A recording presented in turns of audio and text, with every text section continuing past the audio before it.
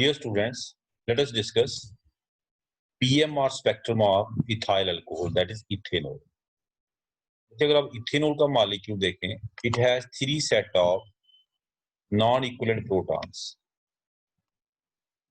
These are three sets of non-equivalent protons: methyl proton, methylene proton, and hydroxyl proton, marked as A, B, C. अब question rise होता है कि इसमें आपको जो मिथाइल प्रोटॉन है उसका सिग्नल कैसा मिलेगा, उसका सिग्नल कितने में फर्दर स्प्लिट होगा। इतना तो पक्का है कि 3 सिग्नल आएंगे, will get 3 signals. Methyl proton के सिग्नल को कौन बच्चे स्प्लिट करेगा? Methylene proton, CH2 proton. कितने हैं ये? 2, n+1 रूट 2+1 दैट इज 3। तो जो ट्रिपलेट है बच्चे, ये ट्रिपलेट, दिस ट्रिपलेट, ये जो ट्रिपलेट है बच्चे, this triplet is due two methyl proton. ये किसकी वजह से है बच्चे? Methyl proton. अब बारी आती है बच्चे CH2 प्रोटॉन। CH2 प्रोटॉन को अगर आप देखें, CH2 प्रोटॉन ये आपका आ गया बच्चे CH3, CH2 एंड OH। पहले मैंने बात की बच्चे CH3 प्रोटॉन, तो मैंने कहा its signal will split into 3 triplet, we will get triplet. ये जो सिग्नल आया 1.0 के थोड़ा सा आगे, ठीक है, डेल वैल्यू 1.17 पे, it is due to 3 methyl protons. अब बारी आती है CH2 प्रोटॉन। CH2 प्रोटॉन के एडजेसेंट एटम पे इस साइड 3 है, इस साइड 1 है, लेकिन बच्चे मतलब अंडरस्टूड है 4 प्रोटॉन है, तो 4 प्रोटॉन ने सिग्नल स्प्लिट करना चाहिए फर्दर। आप CH2 प्रोटॉन n+1 रूल लगा के हमें क्विंटेट मिलना चाहिए, पर यहाँ पे हमें क्या मिला बच्चे? क्वार्टेट। क्वार्टेट इसका मतलब है कि जो OH का प्रोटॉन है इसने मिथ्रीन के प्रोटॉन को स्प्लिट नहीं किया। इसकी वजह हम बाद में डिस्कस करते हैं। So here the signal split into 4 and this signal is only split by the protons of methyl 3+1 that is. उसके बाद बारी आती है बच्चे हाइड्रोक्सिल प्रोटॉन। हाइड्रोक्सिल प्रोटॉन के सिग्नल को मिथाइल प्रोटॉन ने स्प्लिट करना चाहिए था, एडजेसेंट एटम पे हैं ये प्रोटॉन्स। जैसे मिथाइल के प्रोटॉन को OH के प्रोटॉन ने स्प्लिट नहीं किया, वैसा ही यहाँ पे देखा गया बच्चे कि OH के प्रोटॉन के सिग्नल को मिथाइल के प्रोटॉन ने भी स्प्लिट नहीं किया एंड वी गॉट सिंगलेट। ये एक्चुअल स्पेक्ट्रा है, this is singlet due to OH proton. किसकी वजह से बच्चे? OH प्रोटॉन की वजह से सिंगलेट जो आया है ना। दिस क्वार्टेट 4 है बच्चे, देखिए आप, this quartet is due to methylene proton. ये किसकी वजह से है बच्चे? Methylene proton. मिथाइलिन प्रोटॉन किसने सिग्नल स्प्लिट किया? Only methyl, not by OH, ठीक है। बाकी इसकी वैल्यूज हैं, ये 1.7 पे आया जो हमारा triplet, that is due two methyl proton, और जो अराउंड 3.62 पे आया, दिस सिग्नल 3.62 पे आया, दैट इज ड्यू टू किसकी वजह से बच्चे? ये मिथाइलिन प्रोटॉन, CH2 प्रोटॉन। और ये जो सिंगलेट आया, सिंगलेट अराउंड व्हाट 5.37, ये किसका है? OH proton. इसको हम जस्टिफाई भी कर सकते हैं कि OH का जो सिग्नल है, OH प्रोटॉन का जो सिग्नल है वो डाउन फील्ड क्यों जा रहा है? क्योंकि OH का प्रोटॉन हाईली डी शील्डेड है, ऑक्सीजन की इलेक्ट्रोनेगेटिविटी बहुत ज्यादा है बच्चे, it is withdrawing electron from the OH bond. उसकी वजह से इसका जो सिग्नल है OH प्रोटॉन का, दैट इज हाईली डाउन, है ना। उसके बाद डाउन फील्ड किसका आना चाहिए? मिथाइल और मिथाइलिन दोनों में। ये मिथाइल प्रोटॉन है, ये मिथाइलिन है, तो down field with respect to TMS, this is TMS reference, है ना। डेल यहाँ पे हमने लिया del 0 TMS with respect to TMS। किसका सिग्नल बच्चे ज्यादा डाउन फील्ड आना चाहिए? जो डायरेक्टली वो कार्बन एटम वाले प्रोटॉन जो डायरेक्टली ऑक्सीजन से जुड़ा है, CH2OH। तो CH2 जो प्रोटॉन्स हैं, ये प्रोटॉन देखें, इसके ऊपर माइनस आई इफेक्ट काम कर रहा है किसका बच्चे? ऑक्सीजन का। तो it is withdrawing electron from carbon, तो electron density around CH2 these protons is decreasing, that is these protons are getting de-shielded। de-shielding से सिग्नल किधर जाता है बच्चे? Down field. इसलिए CH2 और CH3 का कंपैरिजन आपस में करें तो CH2 proton are more de-shielded than what? CH3। CH3 पे माइनस आई इफेक्ट बहुत कम पड़ेगा ना। Minus I effect decreases as the distance between the group which causes minus I and the carbon atom increase. Distance बढ़ रहा है तो इस पे डी शील्डिंग का इफेक्ट कम होगा। So therefore the signal of methyl proton appear upper field, है ना। देखें 1.67 पे आ रहा है, मतलब टीएमएस के पास ही आ रहा है। तो इस जो स्पेक्ट्रा है, इसका जो स्पेक्ट्रा है उसको हम बेहतर तरीके से बच्चे समझ पाए दोनों तरीकों से, स्प्लिटिंग के बेसिस पे ही कि कौन सा सिग्नल किसका है ना, n+1 रूल लगा के, और पोजीशन को देख के, पोजीशन को देख के भी हमने इंटरप्रेट कर दिया कि कौन सा सिग्नल किसका होना चाहिए। अंडरस्टूड है। ये सिंगलेट किसका होना चाहिए बच्चे? OH proton. ये जो क्वार्टेट है किसका होना चाहिए, जैसे बताया मिथिलीन प्रोटॉन। और ये ट्रिपलेट किसका होना चाहिए बच्चे? Methyl proton. ठीक है। अब आपके दिमाग में एक क्वेश्चन आता है, वो क्या है बच्चे? वो क्वेश्चन आपके दिमाग में आता कि मिथिलीन प्रोटॉन और OH proton adjacent carbon adjacent atom पे होते हुए भी कपलिंग क्यों नहीं कर पाए, स्पिन स्पिन कपलिंग क्यों नहीं हुआ? इसका आंसर बच्चे हमारे पास है। ये देखें बच्चे, इसको मैं मिटा देता हूं पहले, जो हमने यहाँ पे लाइन्स ड्रॉ कर दी हैं, आपको कंफ्यूजन ना हो। ठीक है बच्चे,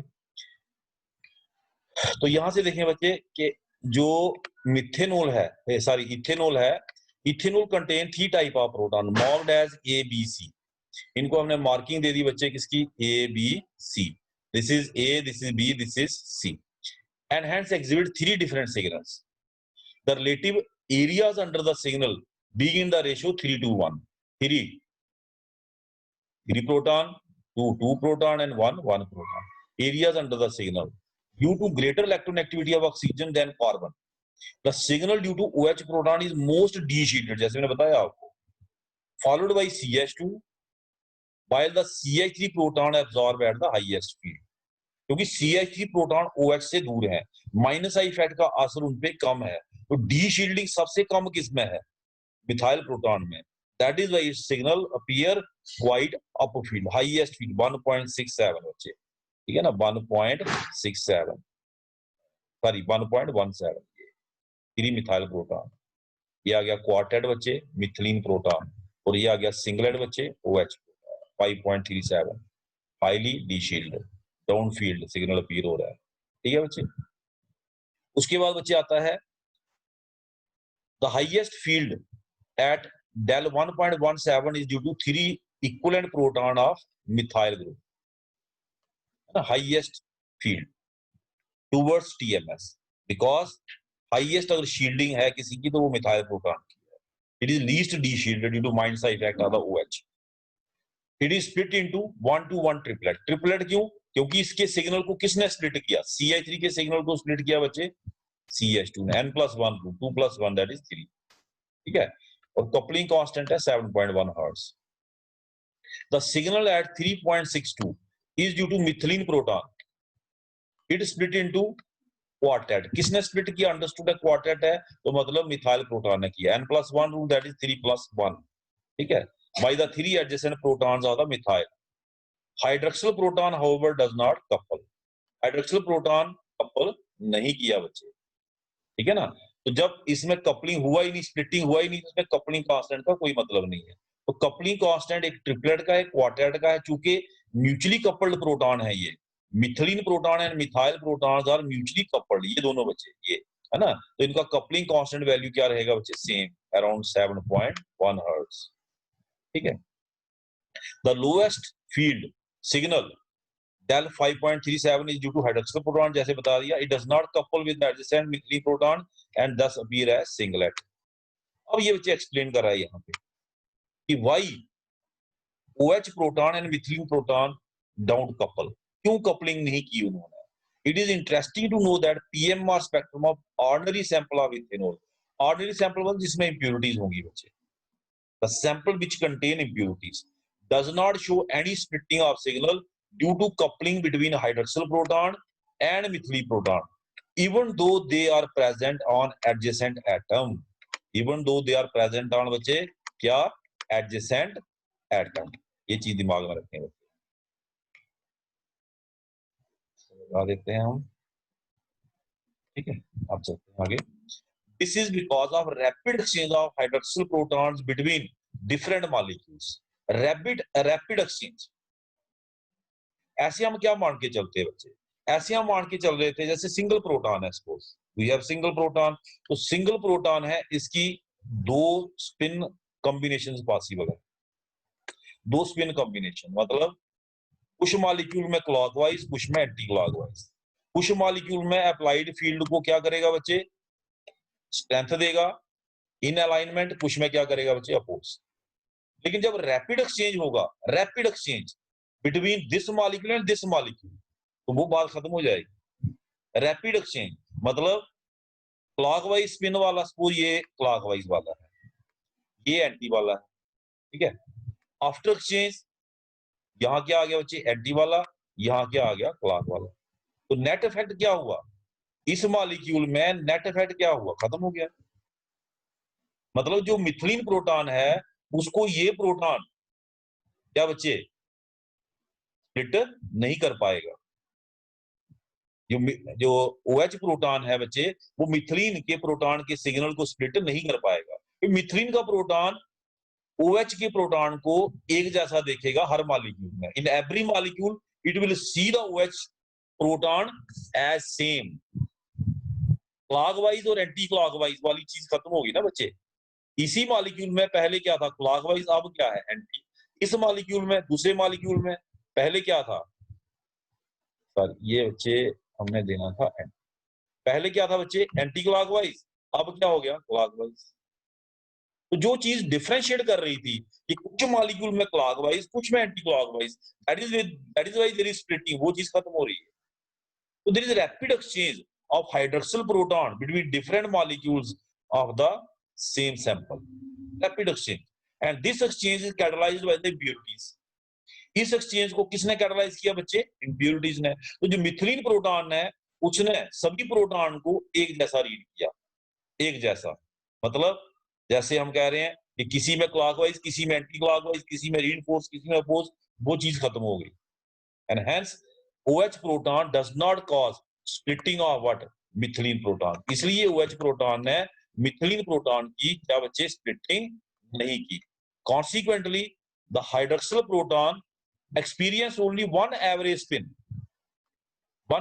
spin orientation of methylene proton। In other words, it does not couple with methylene proton, and thus hydroxyl proton appear as a singlet। Similarly, methylene proton experience one average spin state of hydroxyl proton, and hence it does not couple with it। In other words, the only observed splitting of methylene proton is due to three adjacent methyl proton। तो mutually coupling between methylene proton and OH proton नहीं हुआ बच्चे, याद रखें। उसका reason है ये कि there is rapid exchange of hydroxyl proton between adjacent molecule. मैं फिर से रिपीट कर दूं बच्चे, आपके दिमाग में क्लियर होना चाहिए कि जैसे HA प्रोटॉन है, दिस इज सपोज मॉलिक्यूल 1, इसमें क्लॉकवाइज स्पिन है, दूसरा मॉलिक्यूल उसमें एंटी क्लॉकवाइज है। जब एक्सचेंज हुआ इसमें क्या आ गया बच्चे, एंटी, और इसमें क्या आ गया, क्लॉकवाइज। अब इन दो मॉलिक्यूल को देखें, नेट इफेक्ट क्या हो गया, खत्म हो गया। वही मॉलिक्यूल है, क्लॉकवाइज भी है और एंटी क्लॉकवाइज भी, सेम मॉलिक्यूल है। वही मॉलिक्यूल है, एंटी भी है और क्लॉकवाइज भी। तो जो मिथिलीन प्रोटॉन है वो नेट स्पिन क्या देखेगा बच्चे, एक ही है ना। Consequently hydroxyl proton experience only one average spin orientation, और methylene proton similarly, methylene proton experience one average spin state of hydroxyl proton. वो दो स्पिन स्टेट को ऑब्जर्व नहीं करेगा, एक को करेगा, साफ दिख रहा है, due to rapid exchange. And this was possible due to impurities. This rapid exchange is catalysed due to impurities. ये किसने कैटलाइज किया बच्चे, इंप्योरिटीज। इंप्योरिटीज ने आयोनाइजेशन को प्रमोट किया और इस रैपिड एक्सचेंज को क्या किया बच्चे, कैटलाइज किया। मैं आपको देखें इंटरेस्टिंग चीज बताता हूं, लेकिन पहले आप इथेनॉल का जो डायग्रामेटिक रिप्रेजेंटेशन है उसको देख ले बच्चे। वही चीज बताई है ना। ये आ गया मिथाइल प्रोटॉन अपफील्ड, है ना, स्प्लिट इनटू ट्रिपलेट, ट्रिपलेट हुआ ड्यू टू मिथिलीन प्रोटॉन। इसके सिग्नल को स्प्लिट किया मिथिलीन ने। मिथिलीन के प्रोटॉन को स्प्लिट किया बच्चे सिग्नल को मिथाइल ने। OH के सिग्नल को किसी ने स्प्लिट नहीं किया। ऑक्सीजन एटम है, माइनस इफेक्ट स्ट्रॉन्ग है, तो अपीयर डाउनफील्ड 5.37। दूसरे नंबर पे CH2 CH3 का कंपैरिजन करें तो CH2 पे OH का इफेक्ट पड़ रहा है, माइनस आई इफेक्ट, तो ये भी downfield as compare to methyl. Methyl का सिग्नल स्ट्रांगली अपोजिट, ये दूर है OH से। TMS, these all signals are with respect to TMS। अब इंटरेस्टिंग चीज देखें बच्चे, अगर कहता है आपका इथेनॉल बिल्कुल प्योर है, उसमें कोई इंप्योरिटी नहीं है, तो ये जो रैपिड एक्सचेंज है ये नहीं होता। उस केस में जो आपका OH प्रोटॉन है उसके सिग्नल को मिथिलीन प्रोटॉन स्प्लिट करता है इनटू व्हाट, ट्रिपलेट, है ना। Further it may be noted that presence of Sp or basic impurities catalyze the exchange of process. If all the impurities in ordinary sample of ethanol are removed and the PMR spectrum of resultant ultra pure ethanol is recorded, it shows expected triplet। Triplet आना चाहिए था ना, हम भी expect कर रहे थे कि OH के प्रोटॉन को स्प्लिट करना चाहिए, किसने बच्चे, CH2 ने करना चाहिए स्प्लिट, इसके प्रोटॉन ने, दो हैं, N+1 रूल लगेगा, 2+1, दैट ट्रिपलेट आना चाहिए। और ट्रिपलेट आता कब, when ethanol is ultra pure, जब इथेनॉल क्या है बच्चे, अल्ट्रा प्योर, है ना। और इसका फिर J वैल्यू 7.1 उतना ही जितना किसका बच्चे, जितना किसका, दूसरे प्रोटॉन का, म्यूचुअल कपलिंग हो गई ना, तो मिथिलीन का जो कपलिंग कांस्टेंट उतना ही किसका आएगा बच्चे, OH का। देखते हैं इसकी डायग्राम अगर मिल जाती तो, 2.22 दिखा रहा है फिगर, ये देखें बच्चे, है नहीं मेरे पास इसका, चलो लेकिन याद रखें इट इज एक्सपेरिमेंटल, ठीक है ना। उसके बाद similarly methylene proton show a complex multiplet. Methylene proton भी क्या बच्चे, मिथिलीन प्रोटॉन कैसे क्या आ रहा था सिग्नल, क्वार्टेट, क्वार्टेट से ऊपर जाएगा, overlapping pair of quartet due to splitting by 3 equivalent methyl protons and 1 hydroxyl proton. It is because in the ultra pure sample, the exchange process gets slowed down and the coupling between methylene proton and hydroxyl proton is observed। Ultra pure sample लेंगे बच्चे, catalyst नहीं होगा बीच में, जिसकी वजह से जो exchange process है that is very slow and there is coupling, coupling हो जाएगी and in that case OH proton signal appear as triplet with coupling constant equal to 7.1। Hope ये आपको टॉपिक समझ आया होगा। थैंक यू वेरी मच बच्चे।